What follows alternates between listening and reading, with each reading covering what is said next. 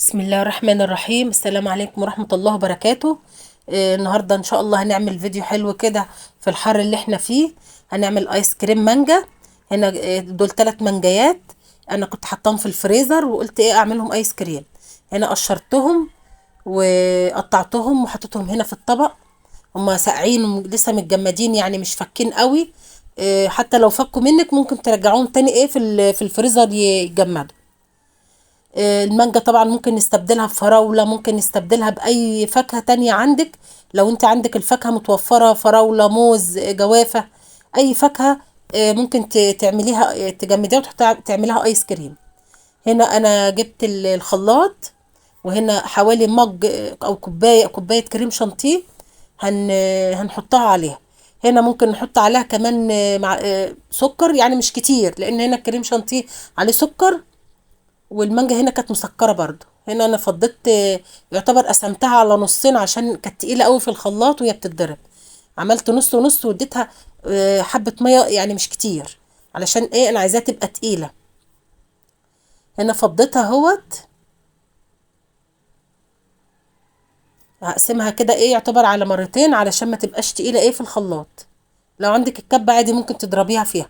هنا فضيت البودره كلها على بعضها، بودره الكريم شانتيه. وبعد ما ضربت انا اديتها شويه ميه لان ما كانتش راضيه تضرب، كانت تقيله. هنا بعد ما ضربناها بقى وحطيت الاتنين على بعض. هنا بفضيها في اي بوله عندك بلاستيك، بولة ايس كريم، اي حاجه بتفضيها فيها. هنا دي بوله ستانلس نظيفه، فضيتها فيها. وهنا المانجا انا ما حطيتش عليها اي الوان طبيعيه، دي لونها الطبيعي. انا ما حطيتش عليها اي الوان صناعيه ولا حطيت عليها اي حاجه. هنا ده لونها وده ايه الطعم بتاعها، ولا حتى مكسبات اي طعم. هنا دي حاجه نظيفه. هنا بعد ما اتجمدت، انا كنت عاملاها من بالليل وباتت ليله بيوم في الفريزر. هنا بقى ايه بطلعها. انا ما عنديش معلقه الايس كريم. هنا عادي بتطلع في المعلقه بسهوله اهيت. ودي حاجه نظيفه في بيتك وولادك ياكلوها وانت مطمنه عليهم، معلهاش اي ماده حافظه ولا اي لون ولا اي مصدر مجهول من اللي بيتعمل بره، لان الواحد برضو بيخاف من الحاجات اللي هم ايه بيحطوها. فانت هنا تبقى مطمنه. ممكن تستبدلها باي حاجه تانية. حتى الالوان الصناعيه برضو غلط، حتى لو متوفر، حتى يعني لو مخصصه للطعام غلط برضو ان احنا نستخدمها، برضو اكيد لها اضرار.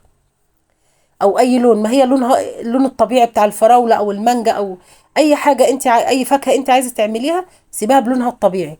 مش شرط انك انت ايه تحطي اي لون تاني. الحاجة الطبيعية احسن للولاد وصحية. هنا ايه انا فضيتها اهيت. طبعا كانت جامدة قوي. انا سبتها حتى شوية بس بقى من تحت بتبقى جامدة. فعلا كان طعمها جميل جدا والله، يعني ما قعدتش. وانا عملت تاني بعد الفيديو ده كمان والولاد انبسطوا منها وكلوها. ان شاء الله ما تنسوناش في اللايك والشير والاشتراك في القناة وتفعيل الجرس. واتمنى الفيديو يعجبكم وتكتبوا كومنتات حلوة كده وتقولوا لي ايه رأيكم فيه لو حد جربه. واتمنى ان هو يعجبكم.